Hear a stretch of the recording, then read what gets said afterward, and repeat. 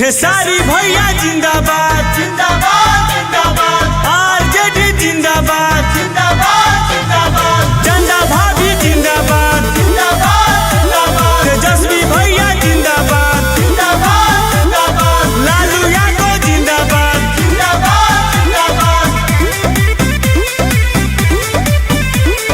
खबर सुनाइल हो बड़ी जोर शोर से मीडिया में चर्चा चलता चारों ओर से खेसारी भैया जिंदाबाद जिंदाबाद हरे खबर सुनाइल हो बड़ी जोर शोर से मीडिया में चर्चा चलता बड़ी जोर से हरे युवा नौजवान के अब की होई भलाई हो खेसारी भैया के अब की दी हो जिताई हो भैया के दी हो विधायक बनाई हो खेसारी भैया के अब की दी हो जिताई हो भैया के दी हो विधायक बनाई हो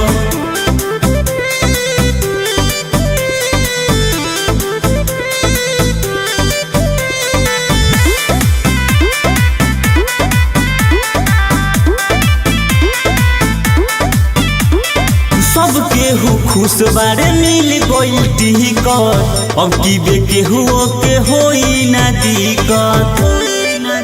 हरन के ही निशान हवे भैया हमार हो इनके के वोट दही इन्हीं के प्यार हो हर छूटल बाटे काम जवन पूरा हो जाई हो खेसारी भैया के अब की दी हो जिताई हो भैया के दी हो विधायक बनाई हो खेसारी भैया के अब की दी हो जिताई हो भैया के दी हो विधायक बनाई हो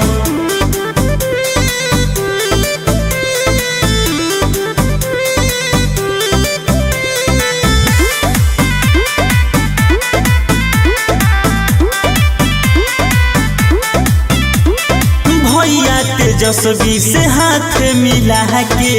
फिकैले भैया यार जेडी में आके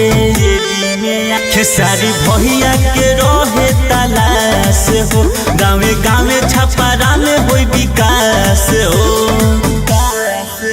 हरे पिंटू पड़े में छोटू करे गोहराई हो खेसारी भैया के अब की दी हो जिताई हो भैया के दी हो विधायक बनाई हो खेसारी भैया के अब की दी हो जिताई हो भैया के दी हो विधायक बनाई हो